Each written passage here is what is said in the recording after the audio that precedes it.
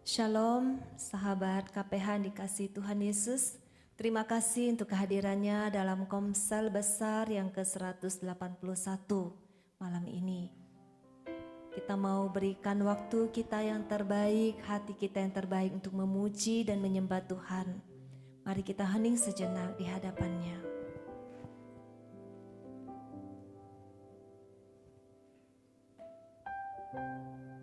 Dalam nama Bapa dan Putra dan Roh Kudus, amin. Selamat malam Bapa, terima kasih Bapa, karena Engkau yang mengumpulkan kami anak-anak-Mu, untuk kami boleh bersatu hati menaikkan pujian dan penyembahan kami. Kami rindu memberikan pujian yang terindah dari mulut kami. Kami rindu pujian ini menyenangkan hati-Mu Bapa. Dan kami, setiap kami boleh mengalami hadirat-Mu yang memberi kami kekuatan baru, yang memberi kami kelegaan.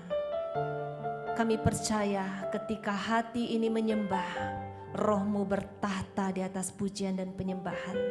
Dan Engkau bekerja untuk mendatangkan kebaikan bagi setiap anak-anak-Mu. Engkau Bapa yang sungguh indah. Engkau Bapa yang sungguh baik, yang mengasihi kami. Engkau tidak pernah memandang rupa, memandang bentuk kami. Engkau mengasihi kami dengan sepenuh hati. Engkau tidak pernah menolak kami karena dosa-dosa kami. Karena ketika kami datang dengan rendah hati, Engkau tetap Bapa kami yang setia. Engkau mengampuni dan memeluk setiap kami. Mari Bapak Ibu yang dikasihinya, anak-anak yang terkasih bagi Bapa, kita mau berikan pujian yang terindah bagi Bapa kita di surga. Bapa yang mengasihiku.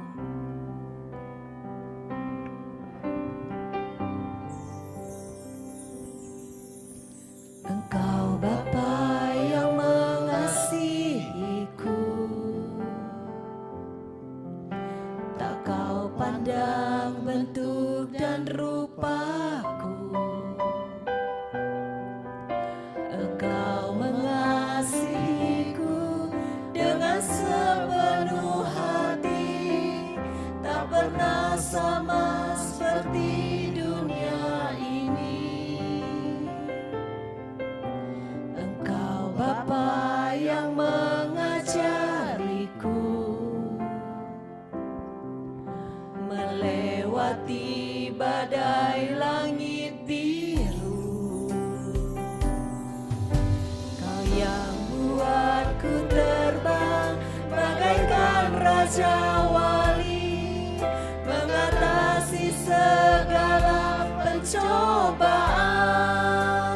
Kau Bapakku yang baik, mengerti bahasa tetesan air mata, tak kau biarkan ku berjalan sendirian, sebab kau Bapakku yang baik.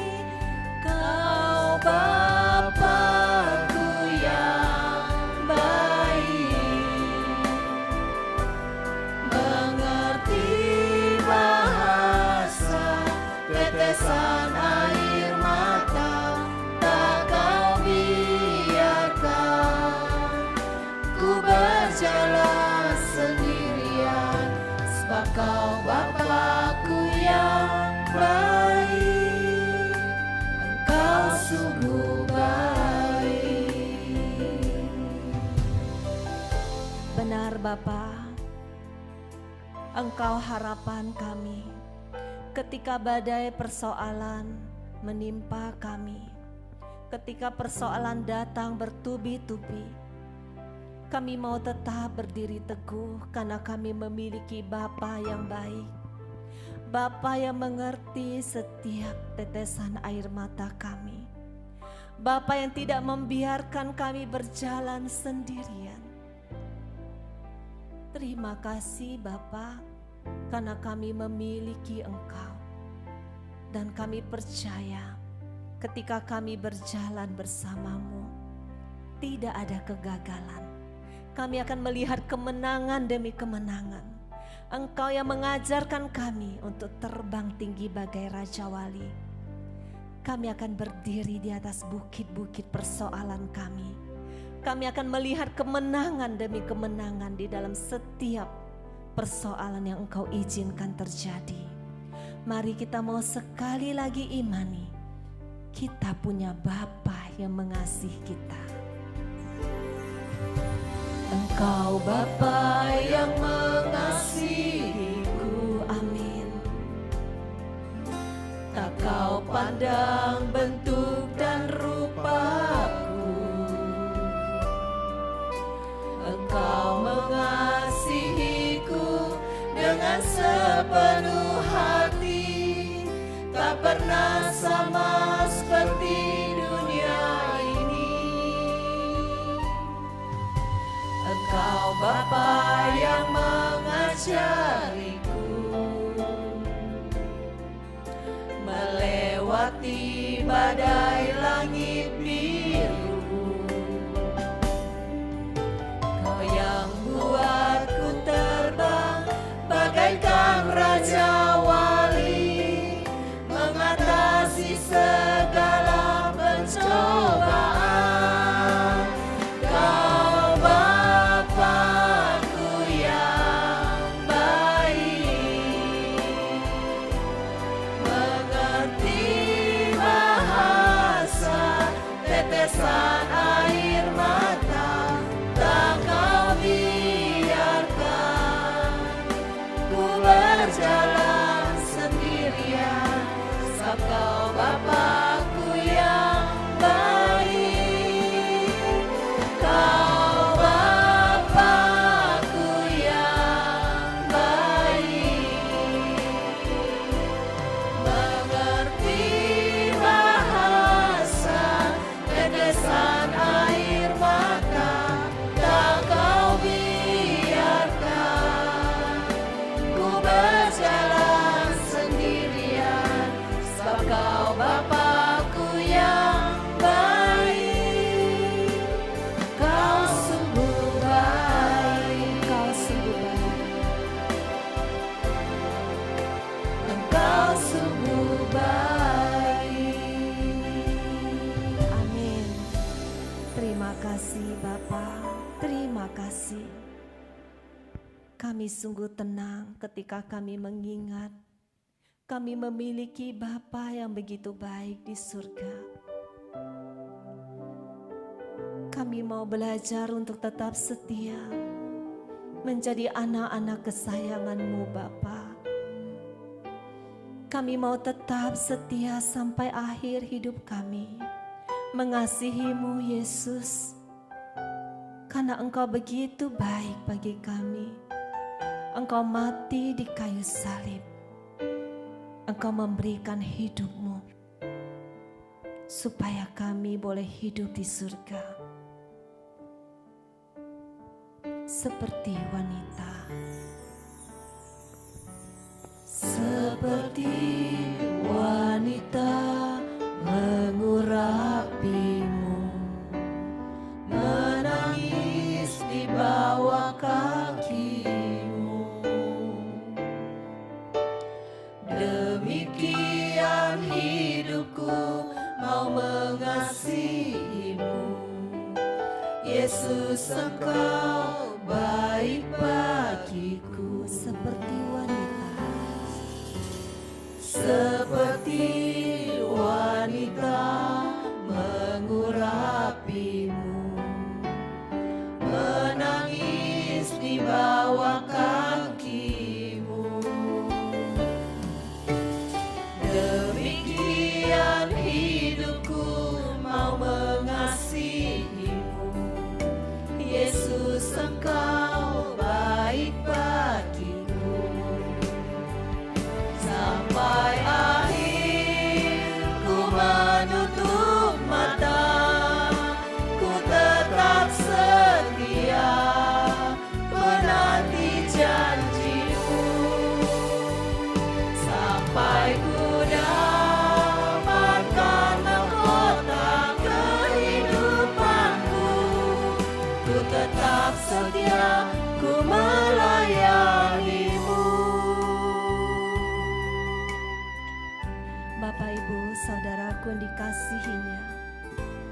kita boleh ada di sini malam ini karena Dia yang mati di kayu salib untukmu dan untukku, sehingga kita boleh berdiri teguh sampai hari ini, sehingga kita memiliki harapan akan hari esok. Betapa Dia mencintaimu, betapa Dia mengasihimu. Mari kita mau nyanyikan lagu ini sebagai tanda cinta kita, bahwa kita juga mau belajar untuk lebih mengasihi Dia. Kita mau belajar untuk berjanji setia sampai akhir hidup, mengasihi dan melayani Dia seperti wanita. Seperti wanita mengurapimu, menangis di bawah kakimu. Demikian hidupku mau mengasihimu, Yesus, Engkau baik bagiku.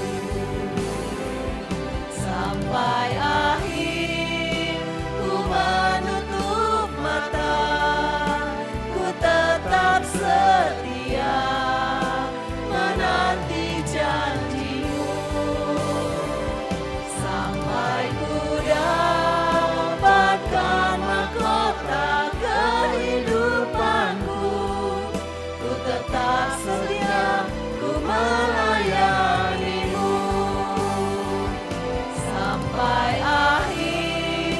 Ku menutup mata, ku tetap setia menanti janjimu,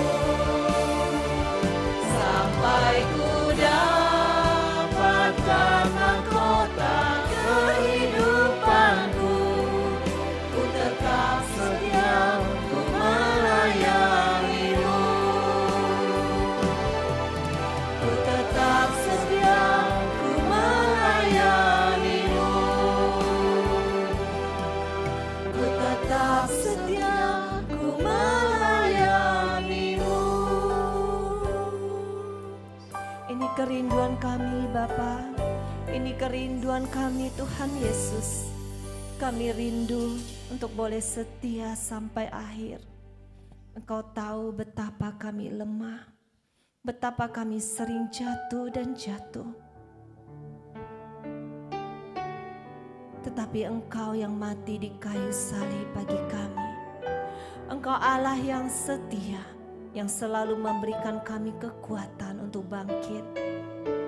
Kami sungguh mau bersyukur untuk kasih setiamu Bapa, untuk karya terbesar yang Kau lakukan dalam hidup kami Yesus.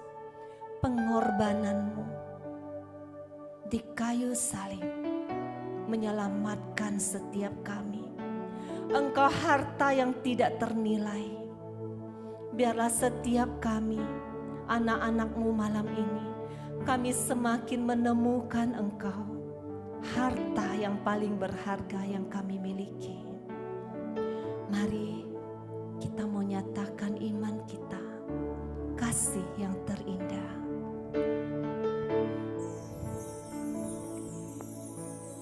Kasih yang terindah,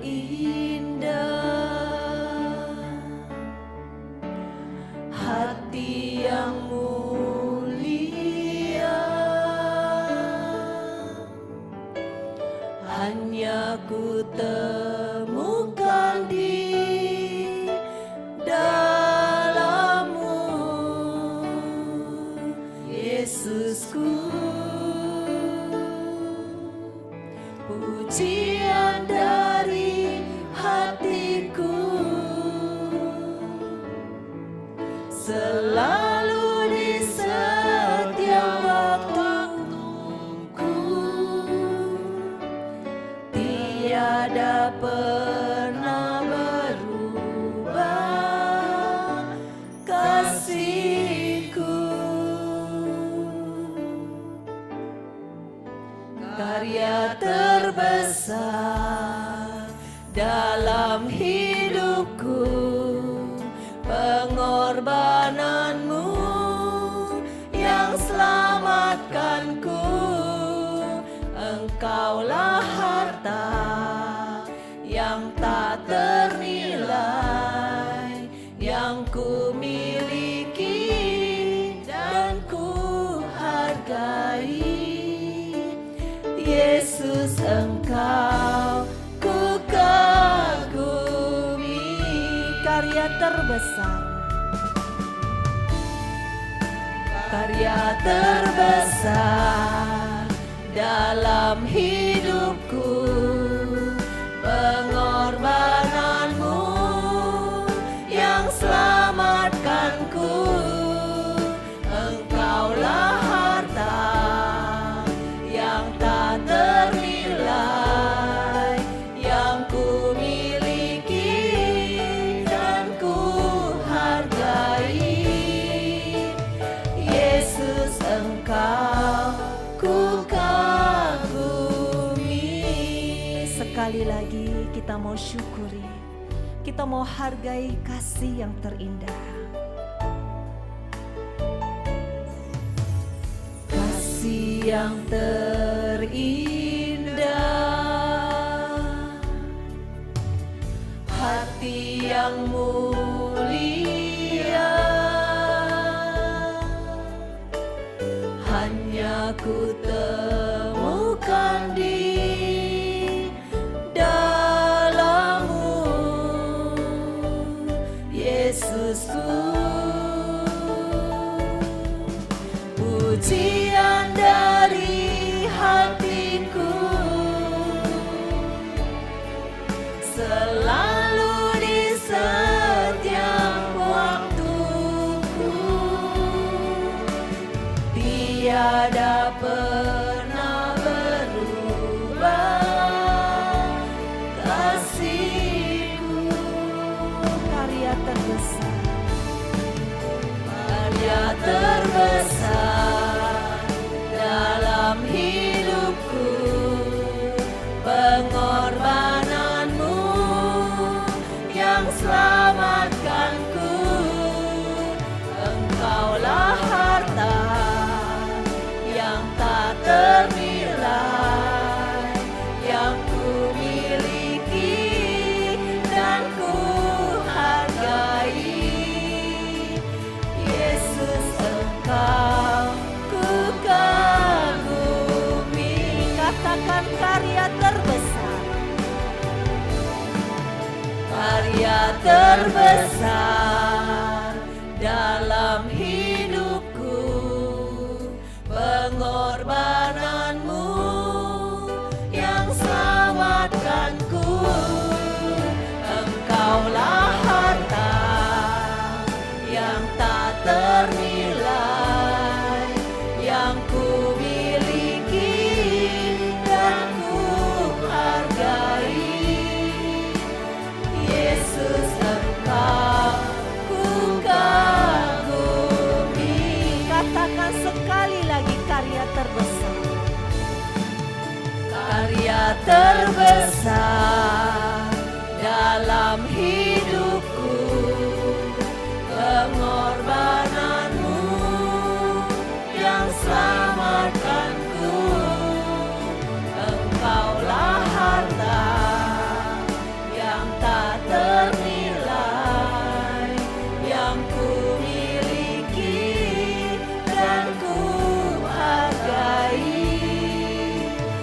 Yesus, Engkau ku kagumi.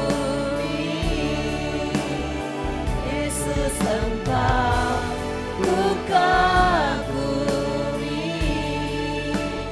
Yesus, Engkau ku kagumi. Amin. Engkaulah harta yang paling berharga. Engkau harta yang tak ternilai yang kami miliki. Yesus, terima kasih karena Engkau mau mati bagi kami supaya kami hidup. Tidak tidak ada pribadi di dunia ini yang sudah mati bagi kami. Tidak ada Tuhan lain yang begitu mencintai kami, yang mau mati di kayu salib untuk menebus kami. Tidak ada Tuhan, hanya Engkau. Kami sungguh bersyukur untuk kasih yang begitu indah, untuk kesempatan bagi setiap kami boleh memiliki Engkau. Kami mau menaikkan pujian ini lebih lagi. Bagimu kami mau menaikkan pujian ini. Bagimu yang telah mati bagi kami mau memberikan pujian yang sungguh-sungguh dari hati kami. Bagi Allah kami yang sungguh indah, bagi Allah kami yang sungguh baik, bagi Dia yang sudah mati bagi kami.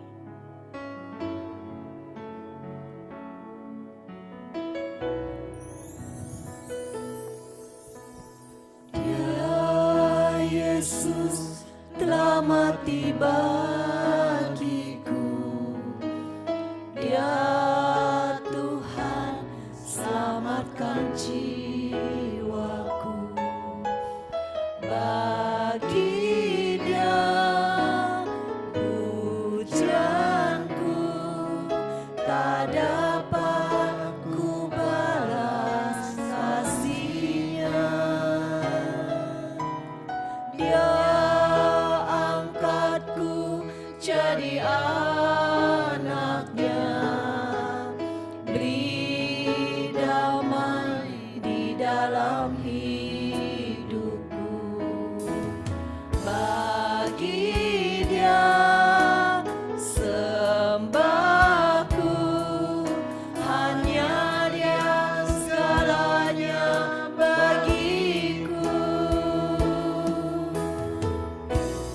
Bagi Dia segala pujian, hormat serta syukur kekal selamanya. Bagi Dia segala pujian, hormat serta syukur selama-lamanya. Saudaraku yang dikasihi-Nya, Dia yang sudah mati di kayu salib untukmu. Mari angkat tanganmu untuk Dia. Berikan hatimu, pujianmu yang sungguh-sungguh untuk Dia malam ini. Untuk Dia yang sudah mati di kayu salib bagimu. Angkat tanganmu, buka suaramu sungguh-sungguh memuji Dia malam ini. Karena Dia bertahta di atas pujian dan penyembahan. Kita ulangi sekali lagi. Ya Yesus telah mati bagiku. Ya Tuhan selamatkan jiwaku. Bagi Dia pujianku tak dapat ku balas kasih-Nya. Dia angkatku jadi anak-Nya, beri damai di dalam hidupku. Bagi Dia sembahku,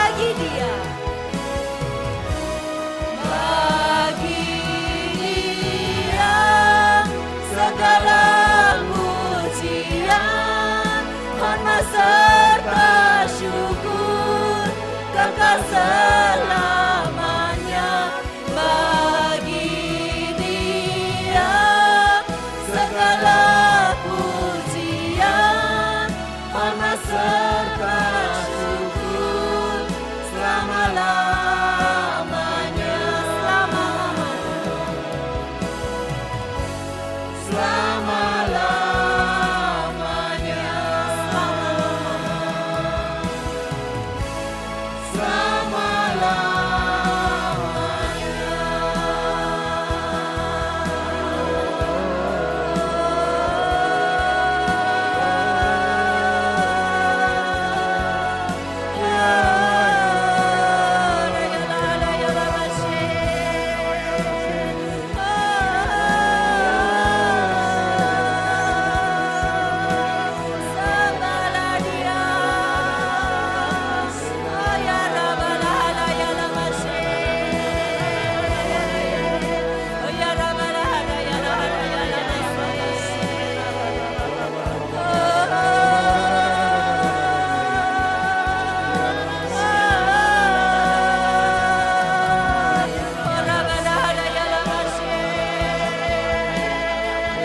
Buka suara, angkat tanganmu, sembah Dia, puji Dia.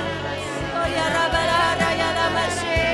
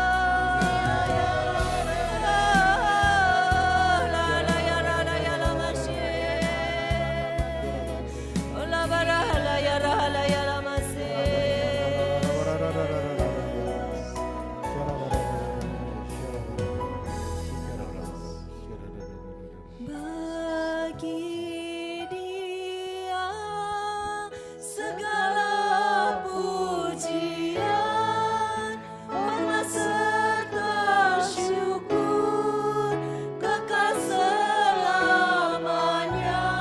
Bagi Dia segala pujian, hormat serta syukur selama-lamanya. Bagi Dia, bagi Dia segala pujian, hormat serta syukur kekal selamanya. Bagi Dia segala pujian, hormat serta syukur selama-lamanya. Amin. Bagimulah segala pujian, hormat, syukur kami selama-lamanya. Engkau satu-satunya Allah yang layak kami puji dan kami sembah selama-lamanya. Terima kasih Bapa, kami boleh mengalami hadirat-Mu. Kami boleh mengalami kekuatan-Mu malam ini. Engkau mengalirkan kuasa ilahi ketika kami memuji dan menyembah-Mu. Saat ini kami mau duduk diam, kami mau tetap di dalam hadirat-Mu Bapa. Roh Kudus, Engkau yang bekerja malam ini. Engkau yang menjamah setiap hati kami untuk mendengarkan firman-Mu. Engkau yang membisikkan setiap pesan-pesan-Mu di dalam setiap telinga kami anak-anak-Mu. Pakailah kami hamba-Mu yang tidak ada artinya ini, Paulus dan Vila. Sucikan, kuduskan, dan tahirkan kami dengan roh-Mu, dengan darah suci putra-Mu, Yesus. Biarlah setiap perkataan yang keluar dari mulut kami sungguh-sungguh berasal daripada-Mu. Roh Kudus, bekerjalah dengan bebas. Kami siap untuk Engkau pimpin. Amin. Dalam nama Bapa dan Putra dan Roh Kudus. Amin.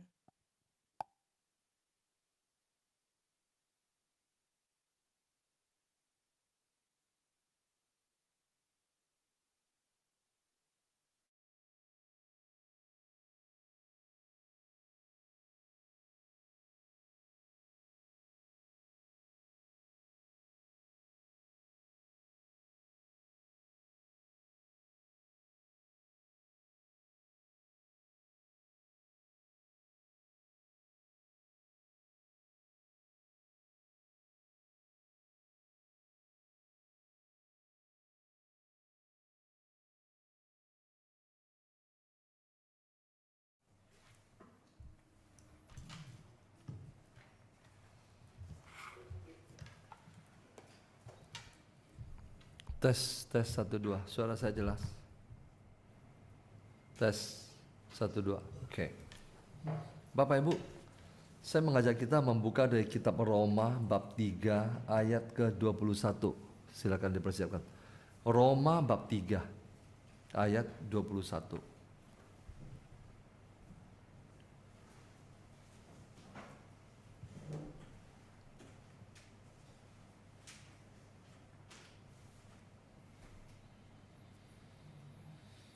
Roma bab 3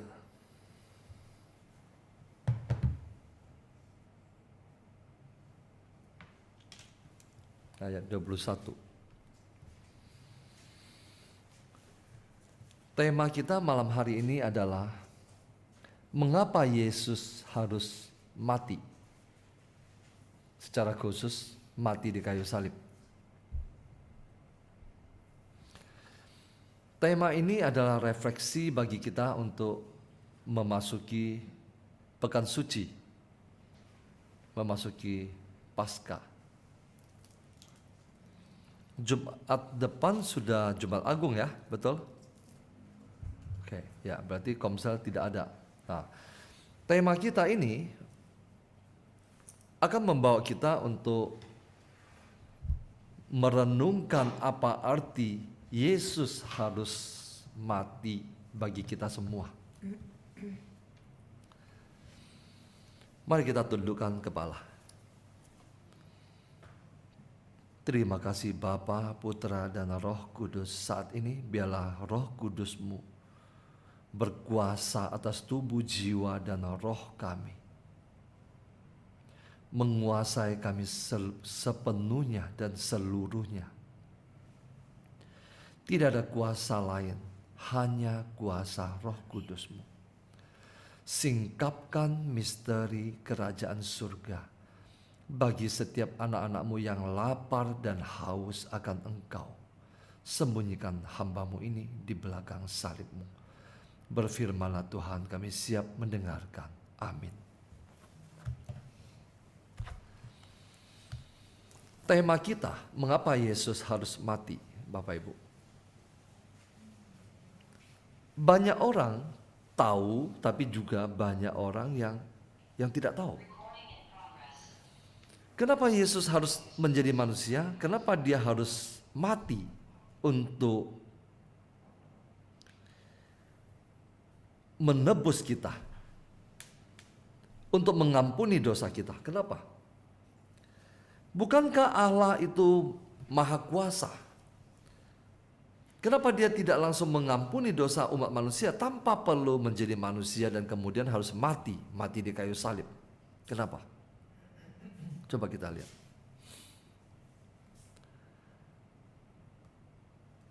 Mengapa Yesus harus mati? Saya mencoba memberikan beberapa jawaban. Saya akan pelan-pelan. Yang pertama, karena hanya melalui kematian Yesus, Anda dan saya mengalami penebusan.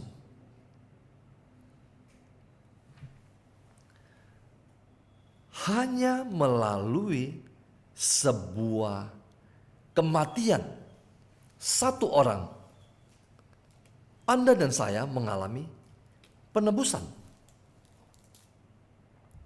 Tetapi kematian satu orang itu bukan kematian manusia biasa.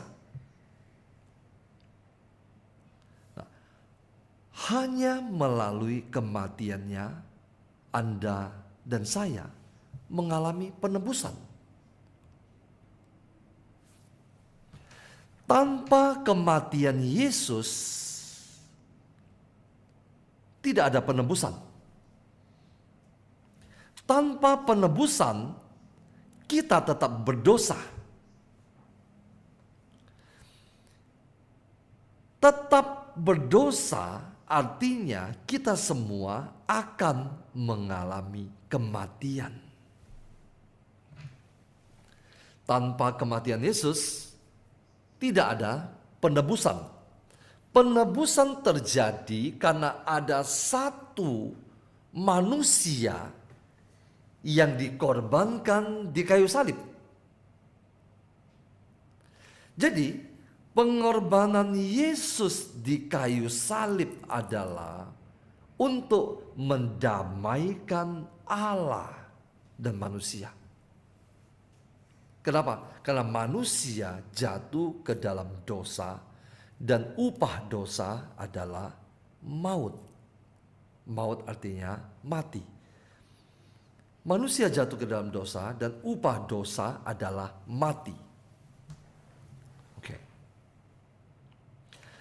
Lewat kematian Yesus, Dia menggantikan hukuman yang seharusnya ditimpakan kepada kita. Manusia berdosa. Seperti yang sudah sering kali saya katakan, suka tidak suka Anda dan saya lahir di dalam dosa. Bahkan bayi pun lahir di dalam dosa. Dosa apa? Dosa asal. Setiap orang berdosa, maka kita semua harus dihukum. Tetapi ada seorang pribadi yang bersedia menggantikan hukuman kita. Dia dihukum supaya kita tidak usah dihukum. Lewat kematiannya, dia menggantikan hukuman yang seharusnya ditimpakan kepada kita. Di dalam kitab Ibrani bab 9 ayat 22, semua ayat yang saya baca nanti malam saya akan post ke grup supaya Bapak Ibu bisa baca kembali. Di dalam Ibrani bab 9 ayat 22 dikatakan demikian. Dan hampir segala sesuatu disucikan menurut hukum Taurat dengan darah. Artinya apa? Seluruh persembahan yang terjadi menurut hukum Taurat, peribadatan perjanjian lama harus dengan darah. Kenapa? Dan tanpa penumpahan darah tidak ada pengampunan darah. Jadi ketika bangsa Israel beribadah ke bait suci setiap tahun atau setiap saat mereka ke bait Allah, mereka mempersembahkan korban. Artinya apa? Artinya kami yang seharusnya mati tidak jadi mati, maka sebagai pengganti kematian kami karena dosa, maka lembu ini menjadi mati. Darah lembu ini dicurahkan di dalam bait suci. Atau domba, kambing dan sebagainya. Jadi untuk mendekat kepada Allah, untuk memohon pengampunan, ada sesuatu yang mati. Dan ada darah yang harus dikucurkan. Artinya untuk menggantikan manusia yang seharusnya mati, yang seharusnya mengucurkan darah. Nah, begini. Dan hampir segala sesuatu disucikan menurut hukum Taurat dengan darah, dan tanpa penumpahan darah tidak ada pengampunan. Di dalam Ibrani 9 ayat 27 dan 28 juga dikatakan demikian. Dan sama seperti manusia ditetapkan untuk mati hanya satu kali saja, dan sesudah itu dihakimi. Manusia mati satu kali, tidak ada pilihan berkali-kali. Dan sesudah itu akan dihakimi.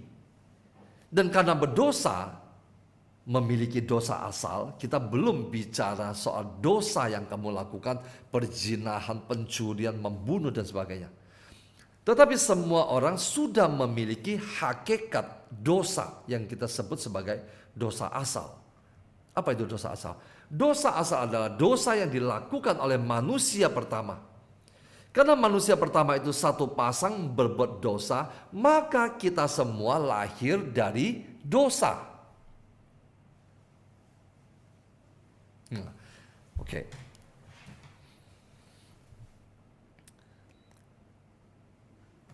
Demikian pula Kristus hanya satu kali saja mengorbankan dirinya untuk menanggung dosa banyak orang. Nah, kenapa Yesus harus mati? Di sini ada satu jawaban di dalam kitab Ibrani. Kristus hanya satu kali saja mengorbankan dirinya, artinya mati, untuk menanggung dosa banyak orang. Kenapa Anda tidak dapat mati bagi orang lain? Atau misalnya saya mati bagi kalian untuk menanggung dosa kalian. Kenapa tidak bisa? Karena saya memiliki dosa. Kenapa Yesus satu-satunya bisa? Karena dia tidak berdosa. Makanya Pilatus mengatakan, aku tidak menemukan kesalahan apapun pada orang ini. Pilatus, Kayafas dan sebagainya. Aku tidak mendapati kesalahan apapun. Saya atau Anda tidak dapat mati untuk dosa anak-anak Anda. Kenapa? Anda dan saya berdosa. Hanya ada satu manusia yang tak berdosa, yaitu dia adalah manusia sekaligus Allah. Hanya satu kali saja mengorbankan dirinya untuk menanggung dosa banyak orang. Sesudah itu ia akan menyatakan dirinya sekali lagi.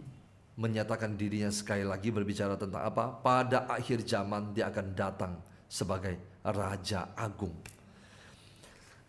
Dia akan menyatakan dirinya sekali lagi tanpa menanggung dosa untuk menganugerahkan keselamatan kepada mereka yang menantikan dia. Kedatangan Yesus yang kedua kali nanti tidak lagi untuk menanggung dosa kita. Kenapa? Kedatangan dia yang pertama sudah menanggung dosa kita. Oke. Nah, Bapak Ibu, Alkitab memberikan kepada kita banyak simbol. Simbol tentang kematian, tentang darah. Bapak Ibu, kalau yang membaca kitab Kejadian, di dalam Kejadian 3 ayat 21,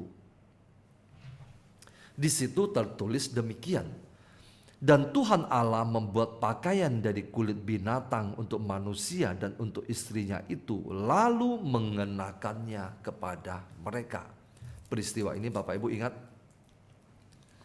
Ingat? Saya sudah pernah menjelaskannya beberapa minggu yang lalu. Tema apa saya sudah lupa.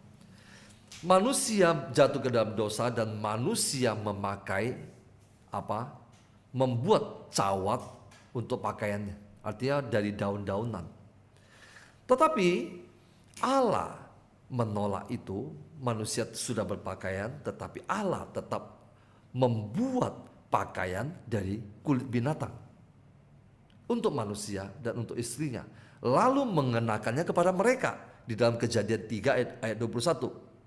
Sesudah itu baru mereka diusir keluar dari Taman Eden. Apa artinya? Ketika Allah berbicara tentang jangan sekali-kali kamu makan buah itu, pada hari kamu memakannya kamu akan mati. Tetapi pada hari mereka memakannya, mereka belum mati secara fisik. Tetapi mereka pertama-tama mengalami kematian secara roh. Lalu kemudian Allah tidak dapat lagi bersatu dengan manusia. Manusia itu harus diusir pergi dari Taman Eden. Sebelum mengusir, terjadi satu pertumpahan darah pertama dalam sejarah penciptaan manusia dan alam semesta. Apa? Yaitu ketika Allah membuat pakaian dari kulit binatang untuk manusia, di situ terjadi pertumpahan darah. Betul? Allah mengatakan manusia pada saat kamu berdosa, kamu mati. Tetapi saat itu manusia berdosa dan tidak mati. Tetapi ada binatang yang mati. Ada binatang yang mati menggantikan manusia. Kematian pencurahan darah pertama terjadi di Taman Eden. Pada saat manusia jatuh ke dalam dosa, terjadi pertumpahan darah, tetapi bukan pertumpahan darah manusia, binatang. Artinya apa? Ada binatang yang dikorbankan di situ. Betul? Bapak Ibu coba angkat tangannya, tanda Anda mengikuti saya. Oke. Itu adalah simbol pertama yang Alkitab berikan kepada kita. Sekarang saya akan beri contoh yang kedua. Di dalam Kejadian 22 ayat 12 dan 13, hanya 2 ayat, di situ dikatakan demikian. Kisah ini ketika Abraham tidak jadi menyembeli anaknya Ishak. Di situ ada seekor domba yang disembeli. Bapak Ibu ingat kisah itu? Ishak tidak jadi disembeli, tetapi terjadi penyembelihan domba. Nah, Alkitab memberikan kepada kita banyak simbol. Manusia tidak mati, tetapi ada binatang yang mati. Ishak tidak mati, tetapi ada domba yang mati. Kejadian 22 ayat 12, lalu ia berfirman, ketika Abraham mau membunuh anaknya, Allah berfirman, jangan bunuh anak itu dan jangan kau apa-apakan dia. Sebab telah ku ketahui sekarang bahwa engkau takut akan Allah dan engkau tidak segan-segan untuk menyerahkan anakmu yang tunggal kepadaku.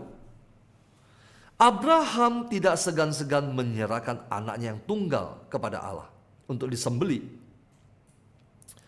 Lalu Abraham menoleh dan melihat seekor domba jantan di belakangnya, yang tanduknya tersangkut dalam belukar. Abraham mengambil domba itu lalu mengorbankannya sebagai korban bakaran pengganti anaknya.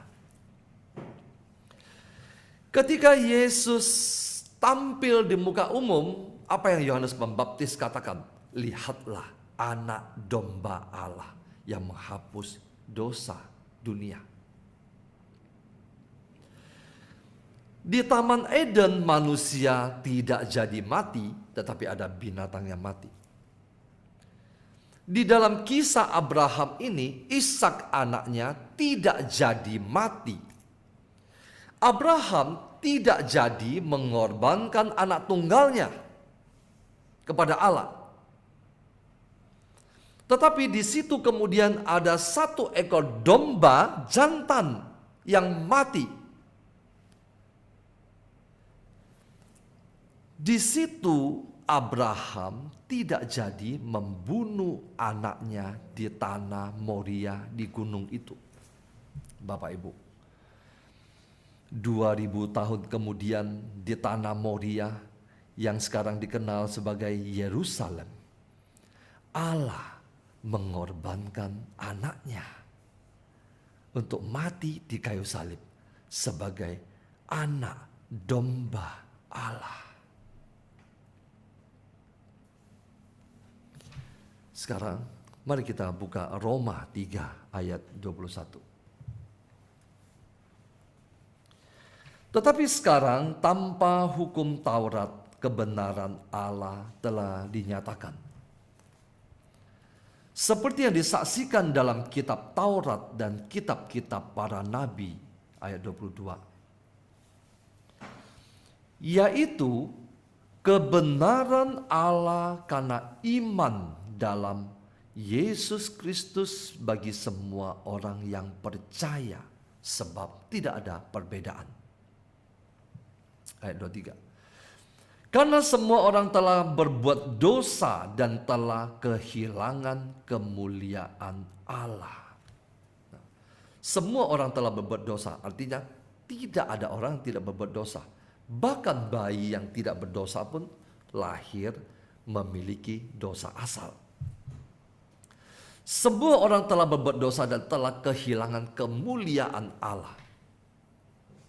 Nah, Bapak Ibu, kenapa manusia pertama ketika dia berdosa, yang pertama dia lihat adalah ketelanjangan? Karena sebelum mereka jatuh ke dalam dosa, kemuliaan Allah melingkupi mereka. Mereka tidak pernah melihat bahwa mereka telanjang. Sesudah mereka berdosa, mereka termasuk kita semua telah kehilangan kemuliaan Allah. Jadi, kenapa Anda dan saya berpakaian? Nah, kitab Kejadian berbicara banyak tentang asal-usul. Asal-usul manusia jatuh ke dalam dosa. Asal-usul kenapa manusia berpakaian?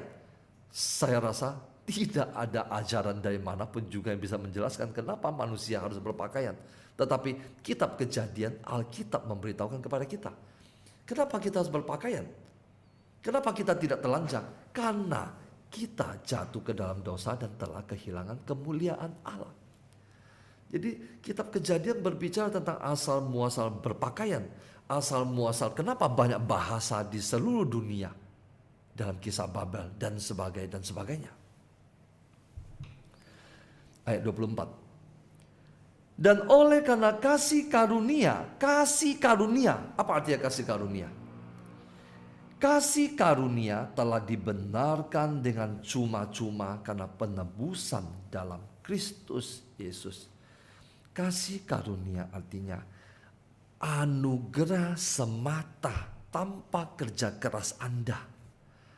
Kalau kamu bekerja dengan saya gaji, itu bukan kasih karunia.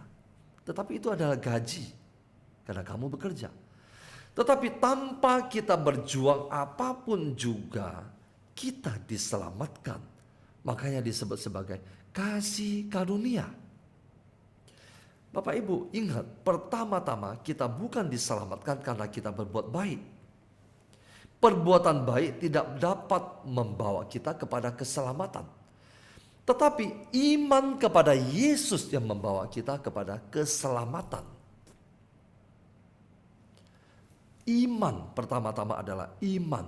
Kita diselamatkan karena iman. Oleh kasih karunia telah dibenarkan dengan cuma-cuma karena penebusan dalam Yesus Kristus, dalam Kristus Yesus. Penebusan. Kita oleh kasih karunia dibenarkan, yang tadinya kita semua bersalah, sekarang menjadi benar. Menjadi benar dengan apa? Dengan cuma-cuma. Kamu tidak usah melakukan apa-apa. Tidak usah dihukum, tidak usah disakiti. Tetapi sekarang kamu menjadi benar. Karena apa? Karena penebusan di dalam Kristus Yesus. Bapak Ibu, kurang apa lagi? ayat 25. Kristus Yesus telah ditentukan Allah, ditentukan oleh Bapa, menjadi jalan pendamaian karena iman dalam darahnya. Kenapa Yesus harus mati? Apa tujuan Yesus datang ke dunia? Yesus datang ke dunia untuk mati. Dia datang ke dunia untuk mati. Kenapa? Karena telah ditentukan oleh Bapa, dia menjadi jalan pendamaian karena iman. Artinya apa? Kenapa? Karena iman. Pendamaian itu terjadi kalau di situ ada iman. Pendamaian artinya pembenaran, penghapusan dosa terjadi pada kita karena iman. Tanpa iman tidak ada orang yang dapat dibenarkan. Tidak ada orang yang dapat diselamatkan. Tidak ada orang yang dapat dibebaskan dari dosa. Karena untuk dibebaskan dari dosa, dari hukuman, untuk dibenarkan butuh yang disebut sebagai iman. Iman kepada seorang pribadi bernama Yesus Kristus. Kenapa? Karena dia satu-satunya yang dapat membenarkan, menghapuskan dosa Anda. Anda tidak dapat mengatakan, saya dihapuskan dosa, saya mau dihapuskan dosa saya oleh Allah, tetapi saya tidak mau percaya kepada Yesus. Tidak bisa. Karena Yesus adalah satu-satunya jalan yang ditentukan oleh Allah menjadi jalan pendamaian bagi Anda dan saya.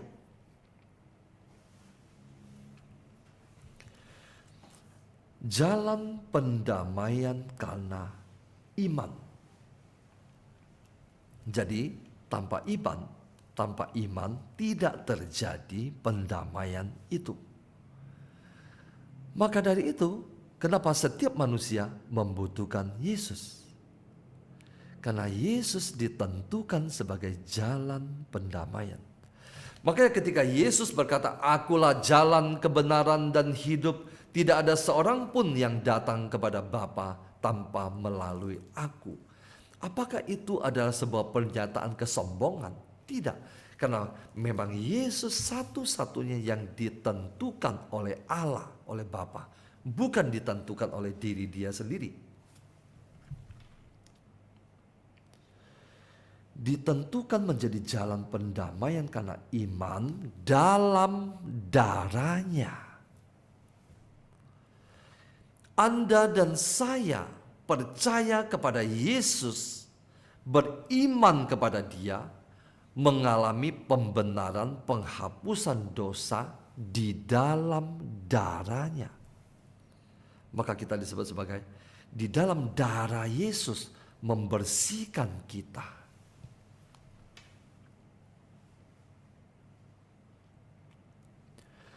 Hal ini dibuat Allah untuk menunjukkan keadilannya. Nah, Bapak Ibu masih melihat ke ayat ke-25? Betul? Oke. Hal ini dibuat Allah untuk menunjukkan keadilannya. Manusia berdosa, manusia harus mati. Allah tidak mau mengampuni dosa manusia di surga tanpa kedatangan Yesus. Kenapa? Kalau demikian, di manakah keadilan Allah? Allah sendiri mengatakan manusia berdosa, manusia harus mati. Sekarang manusia berdosa, manusia tidak mati. Di manakah letak keadilan Allah? Allah tidak adil. Apa yang dia ucapkan tidak dilakukan. Nah, supaya Allah itu adil, apa yang dia ucapkan juga dilakukan. Manusia berdosa, manusia tetap mati. Tetapi bukan manusia Anda dan saya yang mati, tetapi satu manusia yang datang dari Allah, dia yang qualified untuk menanggung dosa seluruh umat manusia untuk mati. Dengan demikian keadilan Allah dipenuhi. keadilan Allah dipenuhi. Hal ini dibuatnya untuk menunjukkan keadilannya karena ia telah membiarkan dosa-dosa yang terjadi dahulu pada masa kesabarannya. Bapak Ibu, coba kita lompat ke bab 5. Bab 5 ayat ke-12. Tetap di Roma, lompat ke bab 5 ayat 12.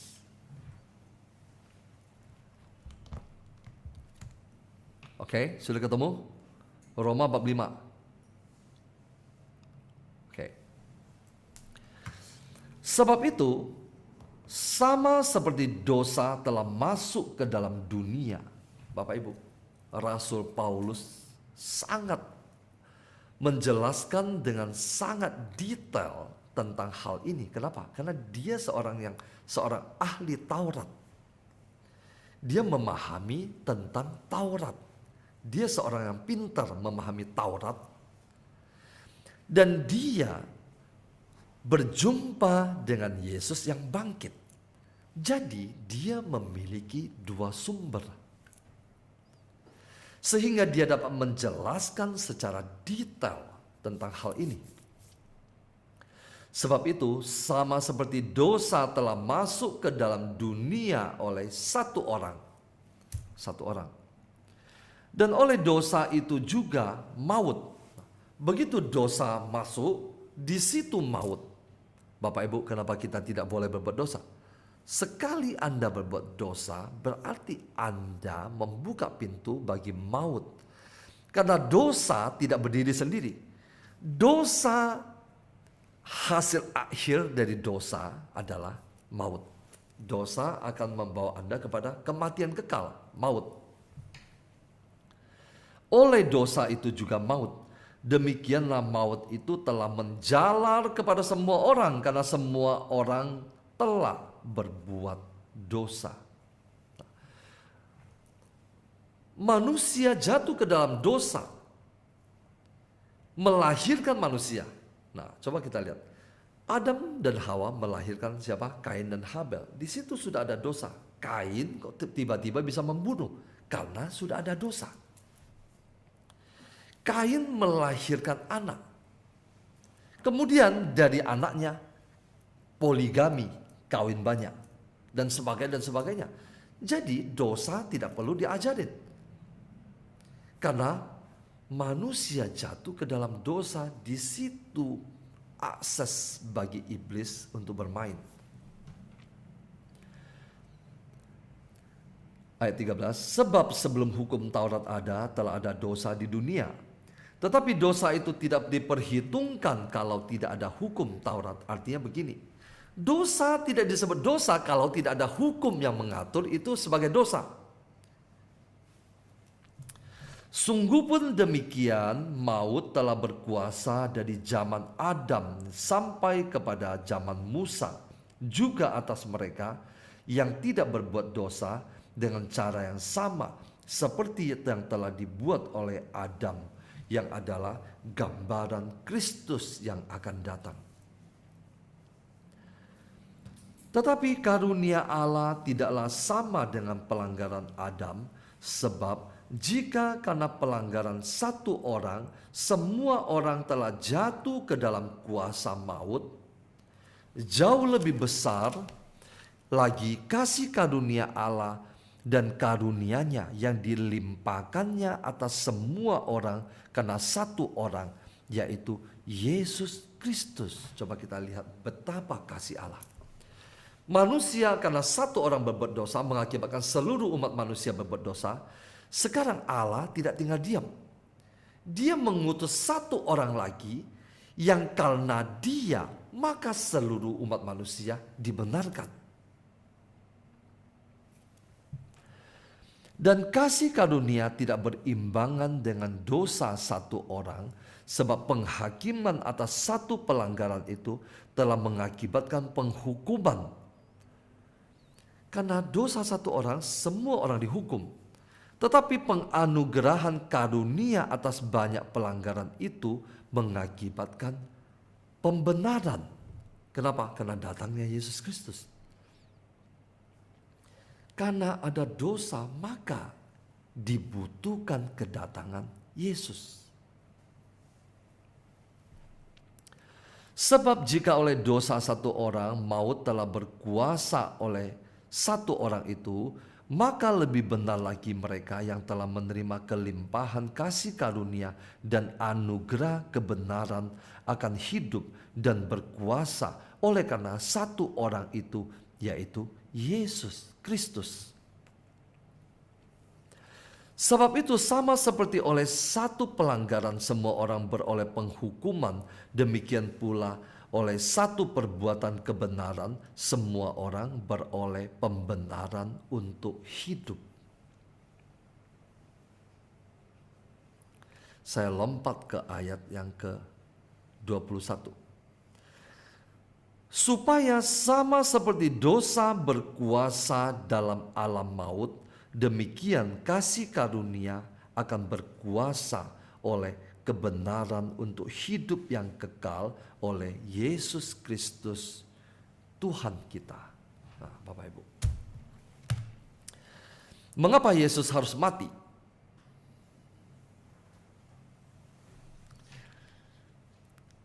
Di dalam Efesus 1 ayat 7 dan 9 dikatakan demikian, sebab di dalam dia itu siapa? Di dalam Yesus Kristus. Dan oleh darahnya kita beroleh penebusan. Mengapa Yesus harus mati?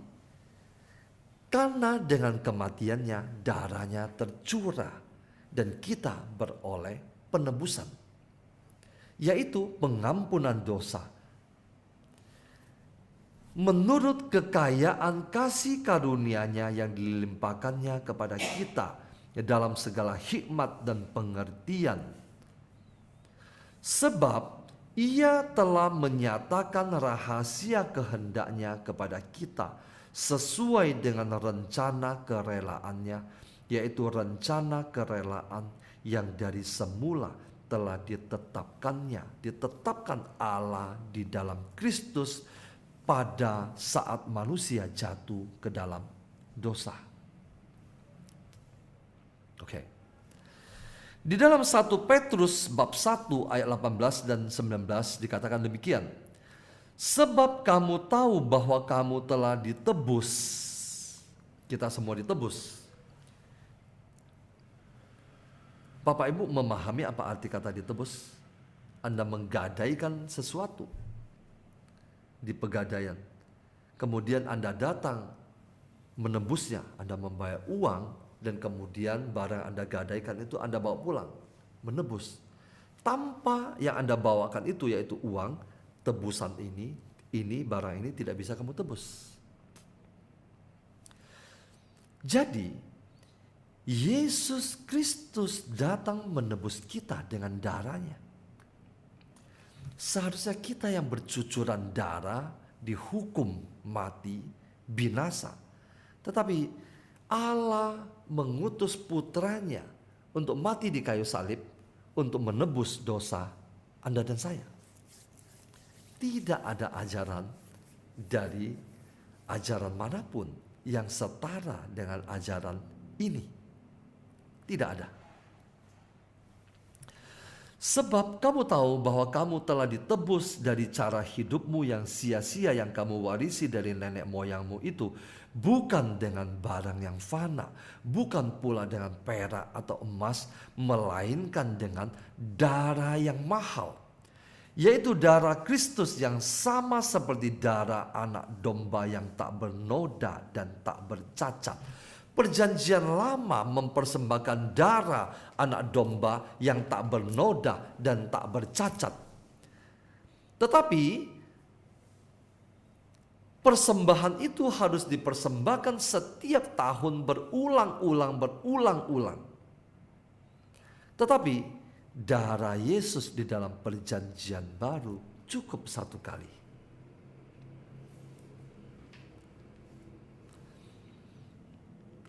Ayat terakhir. Di dalam Matius bab 20 ayat 28, Yesus sendiri mengatakan demikian. Ini Yesus sendiri yang mengatakan. Sama seperti anak manusia datang bukan untuk dilayani, melainkan untuk melayani dan untuk memberikan nyawanya menjadi tebusan bagi banyak orang. Mengapa Yesus harus mati? Terutama mati di kayu salib. Karena dengan cara demikianlah dia memberikan nyawanya menjadi tebusan bagi banyak orang. Manusia jatuh ke dalam dosa, tidak mati, tetapi ada binatang yang mati di Taman Eden. Abraham mempersembahkan anaknya, tidak jadi mati, tetapi ada domba yang mati di tanah Moria, di atas gunung itu. 2000 tahun kemudian sesudah Abraham, Allah mengorbankan putra tunggalnya, sungguh-sungguh mati. Abraham tidak jadi membunuh anaknya, Bapa sungguh-sungguh jadi mengorbankan anaknya, mati di kayu salib. Karena hanya dengan cara demikianlah maka dosa umat manusia dapat dihapus. Terima kasih, Tuhan Yesus memberkati.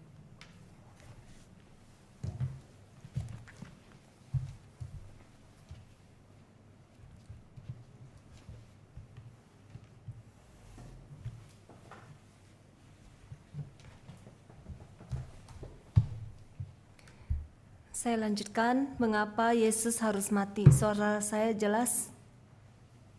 Oke. Pada awal mula kisah Kejadian, kalau kita baca, begitu indah rencana Allah bagi anak-anak manusia yang diciptakannya. Seorang Bapa yang begitu memikirkan dan mengerjakan segala sesuatu untuk tempat tinggal Adam dan Hawa dan untuk kita semua di Taman Eden.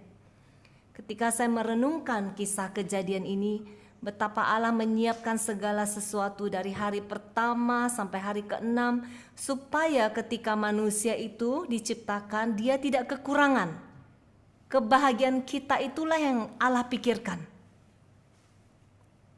Saya seperti melihat gambaran orang tua yang menyiapkan segala sesuatu untuk menyambut kelahiran bayinya.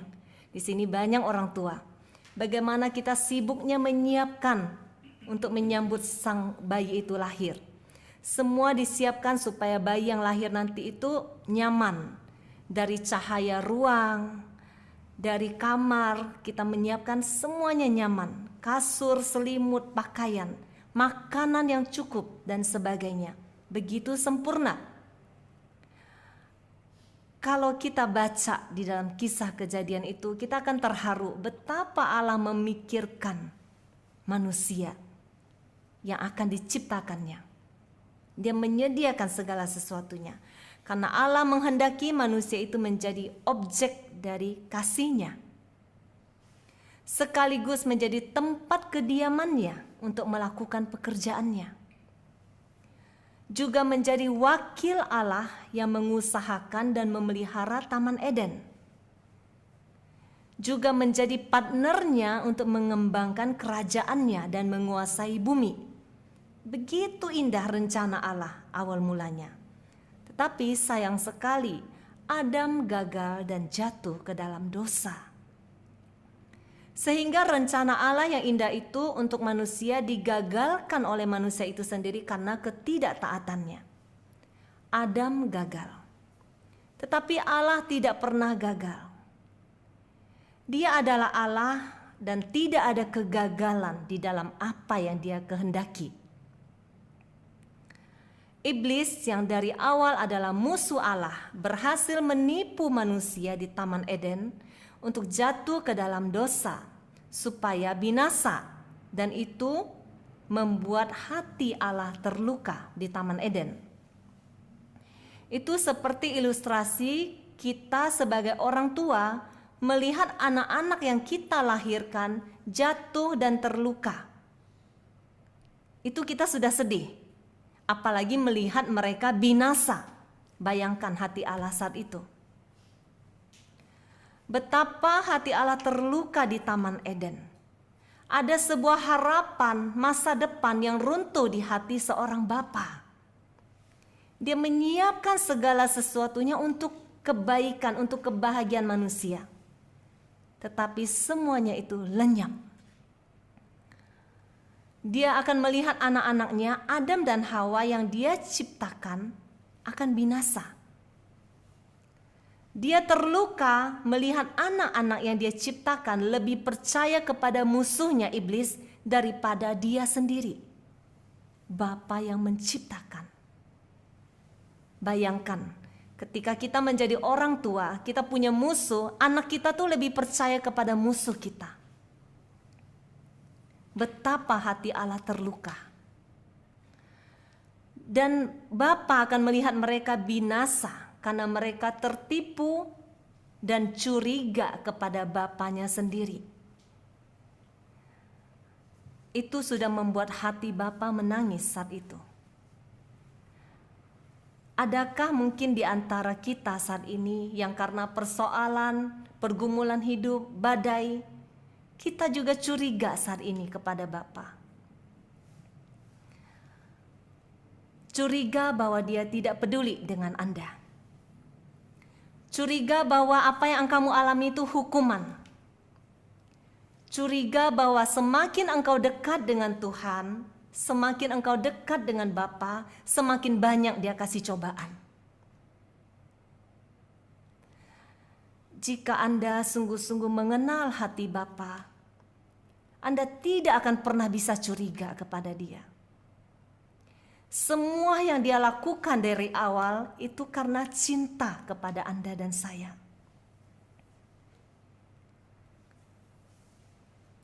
Ketika kita mengenal hati Bapa, iblis tidak akan pernah berhasil mengirimkan bisikan-bisikan yang membuatmu curiga kepada Bapa. Seperti ketika dia membisikkan kepada Hawa, sehingga timbul kecurigaan kepada Bapa. Curiga kepada Allah adalah celah masuknya dosa. Melihat jatuhnya Adam adalah kehancuran hati Allah, karena dosa konsekuensinya adalah maut, yang artinya memisahkan selamanya Allah dan manusia. Maut di sini bukan berarti maut yang di dunia ini mati dan ada kelanjutan, bukan. Ini adalah maut, kematian kekal. Dan itu berarti manusia tidak mungkin lagi kembali ke surga. Upah dosa adalah maut dalam Roma 6 ayat 23. Karena dosa ini Adam dan Hawa dan manusia kita semua harus menerima upahnya, yaitu maut. Upah dosa adalah maut, Roma 6 ayat 23. Karena itu, iblis sampai hari ini dia berjuang supaya Anda dan saya jatuh ke dalam dosa, supaya dosa itulah yang menjadi jembatan kita kepada maut. Dosa dan maut itu udah satu paket. Karena upah dosa adalah maut, itu adalah perkataan Allah. Dan itu tidak bisa dibatalkan. Allah tidak bisa mengabaikan dosa begitu saja karena Allah tidak bisa mengingkari keadilannya. Tadi Pak Paulus bilang, di mana keadilan Allah? Kalau manusia berdosa dan tidak mati. Tetapi kasih Allah tidak berhenti sampai di sana. Kasih Allah tidak semudah itu selesai. Iblis belum menang. Masih ada Yesus milik Bapa yang sempurna. Yohanes 3 ayat 16.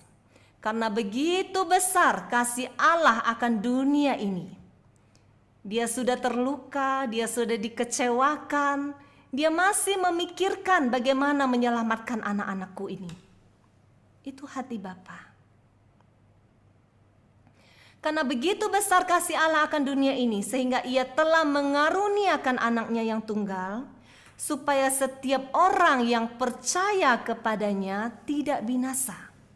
Nya ini Yesus, melainkan beroleh hidup yang kekal. Dialah yang akhirnya memikul upah dosa itu untuk Anda dan saya. Ketika kita percaya kepada Dia. Dialah yang menjadi korban dari kutuk karena manusia jatuh ke dalam dosa. Dialah darah yang murni yang bisa mendamaikan kembali kita dengan Allah. Bagi Anda dan saya yang percaya kepadanya. Karena itu mengapa Yesus disebut sebagai anak domba Allah? Karena dia menjadi kurban bagi penebusan dosa kita.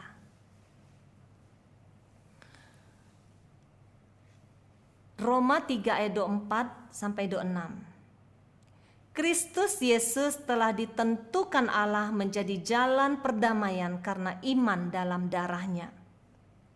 Jadi ketika kita percaya kepada Yesus, ada jalan perdamaian karena iman di dalam darahnya yang tercurah.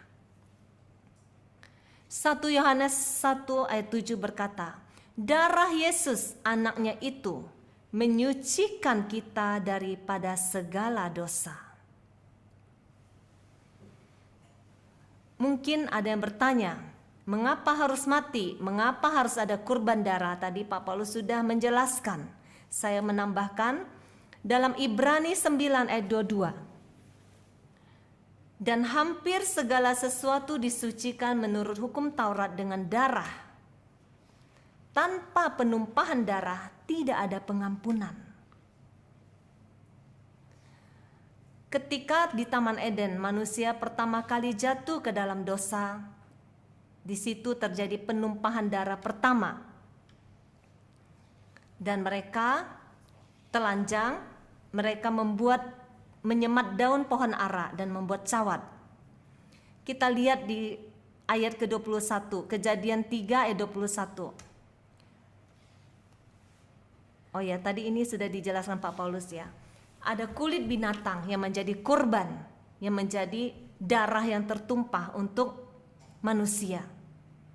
Allah mengganti daun pohon ara dengan kulit binatang karena daun pohon ara tidak cukup untuk menutupi ketelanjangan Adam dan Hawa setelah mereka jatuh ke dalam dosa. Mengapa?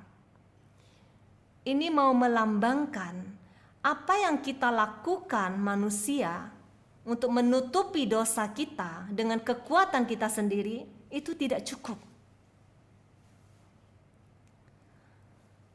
Sementara kulit binatang melambangkan ada kurban darah yang dilakukan Tuhan untuk memulihkan kembali manusia yang jatuh.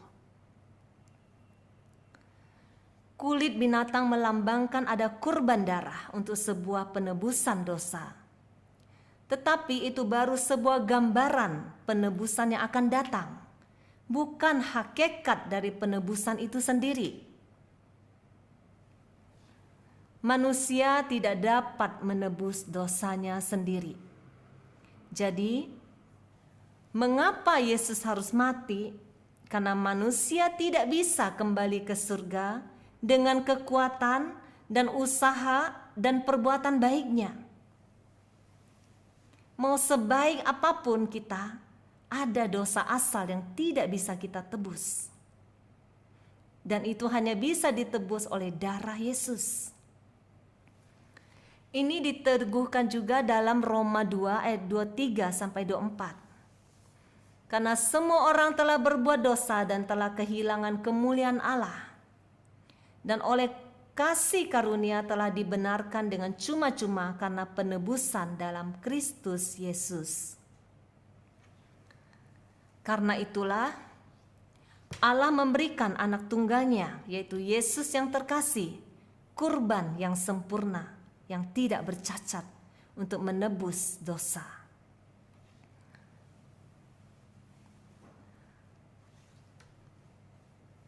Mengapa Yesus harus mati?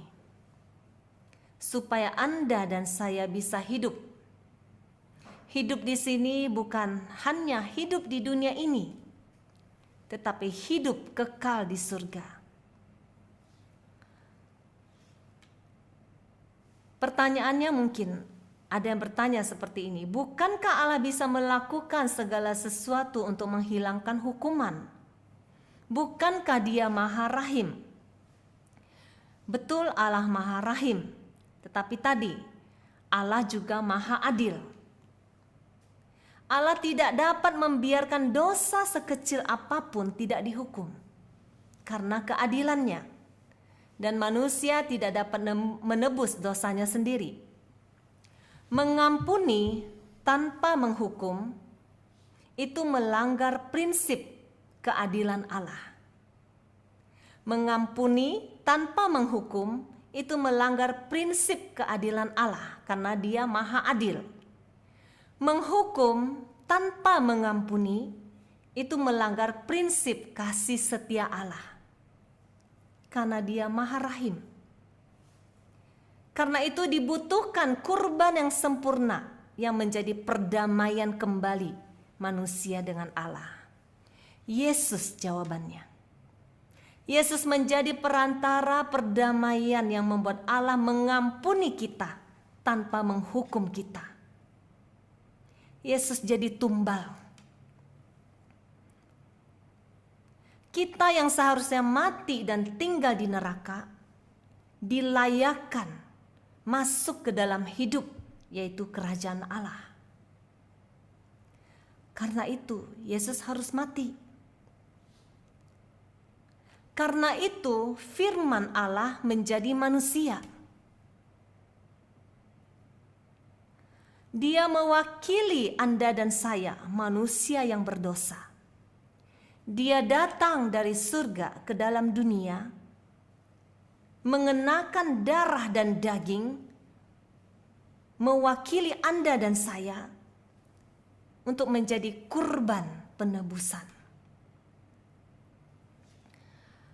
Karena dosa adalah pelanggaran terhadap firman itu sendiri. Tetapi kasih Allah tidak membiarkan manusia binasa.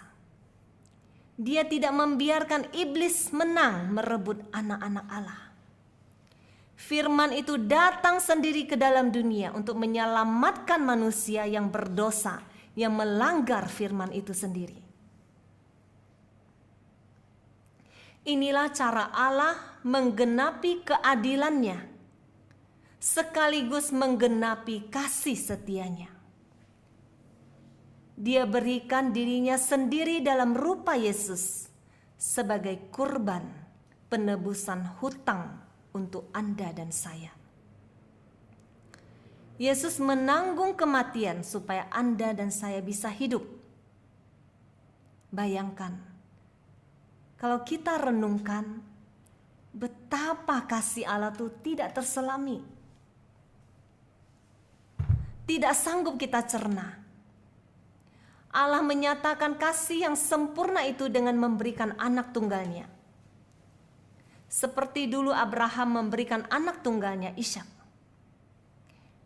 Saat itu dia sudah memberikan gambaran seorang anak manusia akan menjadi kurban penebusan karena kasih. Tetapi bukan manusia yang melakukannya untuk Allah, melainkan Dia, Allah sendiri yang melakukannya untuk Anda dan saya. Dengan memberikan Yesus mati di kayu salib supaya Anda dan saya bisa hidup, yaitu kita semua yang percaya kepada Yesus. Yohanes 3 ayat 16 tadi berkata, karena begitu besar kasih Allah akan dunia ini, sehingga Ia telah mengaruniakan anaknya yang tunggal, supaya setiap orang yang percaya, garis bawahi yang percaya kepadanya tidak binasa, melainkan beroleh hidup yang kekal. Percaya di sini bukan hanya saya sudah Katolik, saya percaya Yesus, percaya yang dituntut Tuhan itu sampai ke hati. Ketika Anda percaya, Anda hidup sesuai dengan apa yang Tuhan katakan. Semua Anda percaya tentang firman-Nya dan Anda mau melakukannya. Firman itu karena percaya. Amin. Tuhan Yesus memberkati. Mari kita tetap di dalam hadirat Tuhan. Kita mau masuk sekali lagi untuk memuji dan menyembah Dia.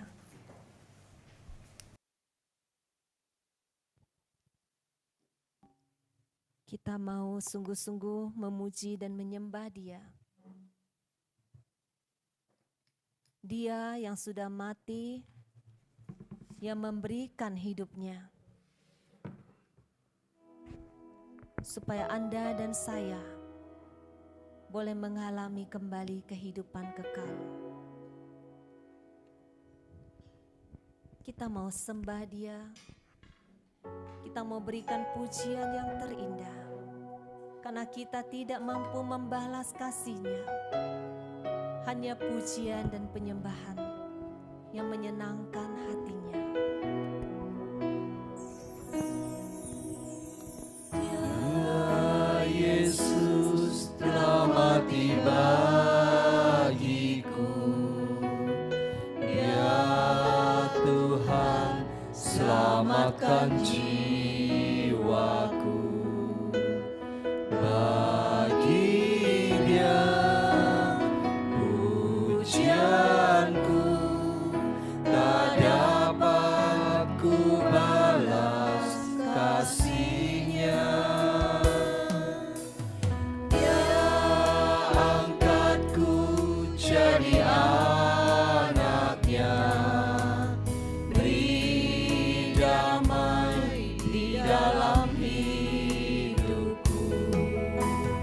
Bagi Dia sembahku, hanya yang segalanya bagiku. Bagi Dia segala pujian, hormat serta syukur kekal selamanya. Bagi Dia segala pujian, hormat serta syukur selama-lamanya. Sekali lagi kita mau puji Dia. Dia Yesus telah mati bagiku. Dia Tuhan selamatkan jiwaku. Bagi Dia pujianku tak dapat ku balas kasih-Nya. Dia angkatku jadi anak-Nya, beri damai di dalam hidupku. Bagi Dia sembahku, hanya yang segalanya bagiku. Angkat tanganmu bagi Dia. Bagi Dia segala pujian, hormat serta syukur kekal selamanya. Bagi Dia segala pujian, hormat serta syukur selama-lamanya. Bagi Dia, bagi Dia segala pujian, hormat serta syukur kekal selamanya. Bagi Dia segala pujian, hormat serta syukur selama-lamanya. Bagi Dia, bagi Dia segala pujian, hormat serta syukur kekal selamanya. Bagi Dia segala pujian, hormat serta syukur selama-lamanya, selama-lamanya,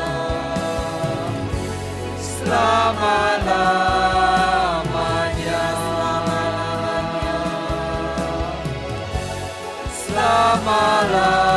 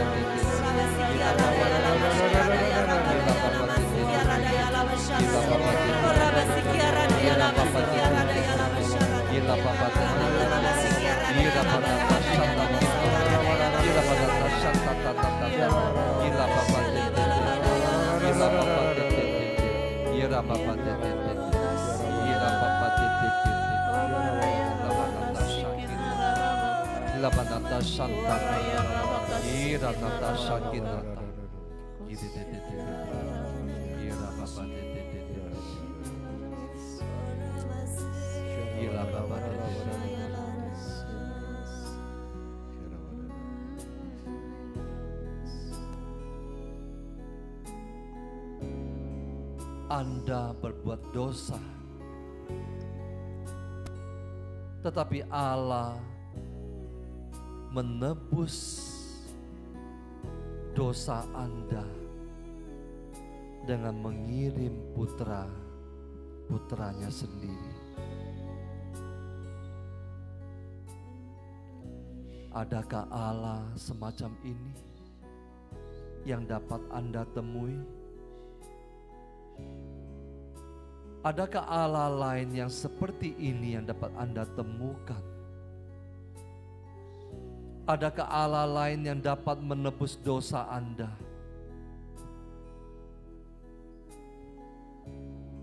Adakah Allah lain yang rela untuk mengorbankan anaknya sendiri untuk menebus Anda dari dosa, dari hukuman kekal?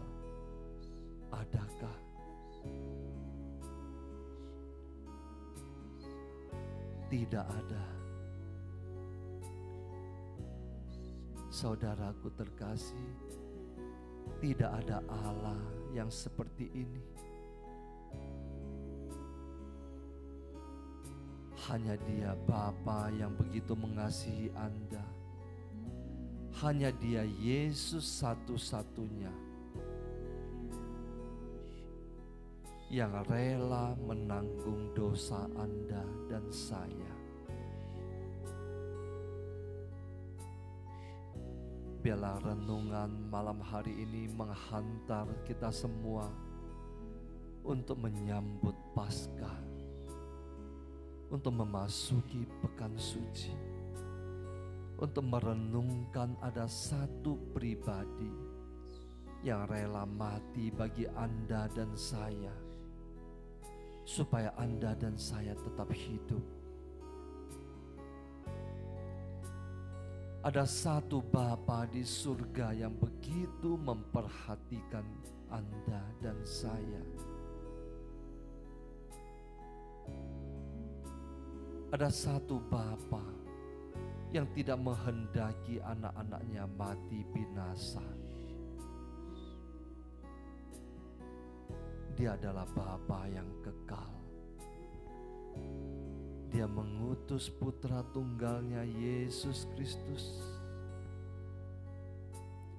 Manusia tidak perlu mengorbankan putra tunggalnya, tetapi Bapa yang mengorbankan putra tunggalnya bagi Anda dan saya.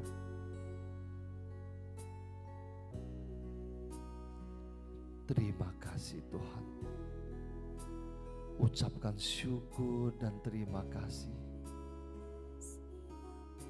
Terima kasih Tuhan. Tidak ada kasih seperti kasih-Mu. Tidak ada Bapa seperti Engkau. Tidak ada Tuhan yang seperti Engkau. Terima kasih Tuhan. Terima kasih Tuhan. Terima kasih Tuhan. Karena kasih-Mu yang begitu besar kepada kami. Masih maukah Engkau melakukan dosa? Masih sanggupkah Engkau melukai hatinya dengan berbuat dosa? Bukankah Dia telah mati untuk menanggung dosamu? Mengapa Anda masih berbuat dosa lagi? Tuhan, pandang kami Tuhan. Setiap anak-anak-Mu yang hadir pada malam hari ini. Kami benci akan segala dosa kami. Kami tidak ingin menyakiti hati-Mu lagi. Kami tidak ingin menyalibkan Engkau kembali. Tuhan, tolong Tuhan. Tolong kami. Tolong anak-anak-Mu ini satu persatu.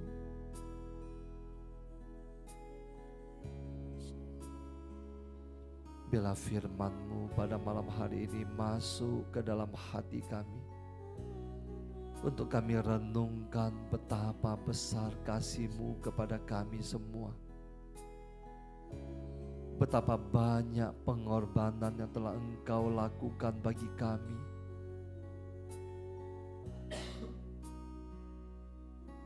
Terima kasih Tuhan. Kami serahkan seluruh hidup kami. Kami serahkan seluruh keluarga kami. Bela kasih-Mu yang besar, rahmat-Mu yang besar, menjamah hati setiap pendosa. Secara khusus yang ada di dalam keluarga kami. Menjamah pasangan kami, anak-anak kami, seluruh keluarga besar kami. Rahmat-Mu yang besar Tuhan menjamah hati mereka. Terima kasih Tuhan. Terima kasih Tuhan. Kami serahkan setiap anggota keluarga kami. Kami serahkan orang tua kami, pasangan kami, anak-anak kami dimanapun mereka berada. Keluarga besar kami. Kami serahkan segala pekerjaan, karya, usaha kami. Kami percaya Tuhan Engkau memberkati keluarga kami. Engkau memberkati pekerjaan kami. Kami serahkan seluruh pelayanan kami. Engkau berkati Tuhan. Secara khusus Engkau berkati setiap pelayan-pelayan-Mu Tuhan, dimanapun mereka melayani Engkau. Kami serahkan setiap rencana hidup kami agar berjalan selaras dengan rencana dan kehendak-Mu.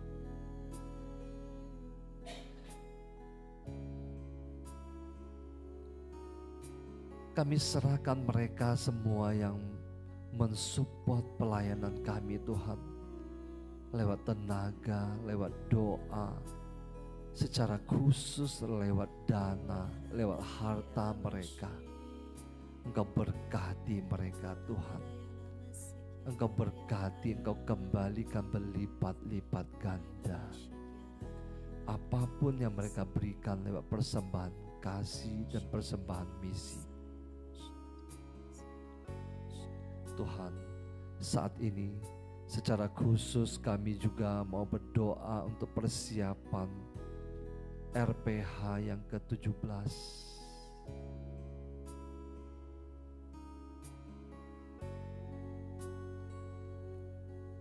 Engkau pakai kami semua Tuhan untuk menjamah jiwa-jiwa, untuk menjamah jiwa-jiwa Tuhan sebanyak mungkin. Pakai kami Tuhan. Terima kasih Tuhan, terima kasih Tuhan. Engkau yang panggil anak-anak-Mu untuk mengikuti retret, untuk mengalami perjumpaan kembali dengan Engkau Tuhan. Secara khusus mereka yang pergi jauh daripada-Mu. Terima kasih Tuhan, Engkau berkati anak-anak-Mu satu persatu yang hadir pada malam hari ini. Engkau berkati satu persatu Tuhan. Tidak ada satu pun yang Engkau lewatkan Tuhan. Terima kasih Tuhan, terima kasih Tuhan. Kiranya berkat dari Allah Bapa yang begitu mengasihi kita, kasih karunia dari Tuhan kita Yesus Kristus yang rela mati di kayu salib bagi kita, persekutuan dengan Allah Roh Kudus memberkati Anda dan saya sampai selama-lamanya. Amin. Dalam nama Bapa dan Putra dan Roh Kudus. Amin.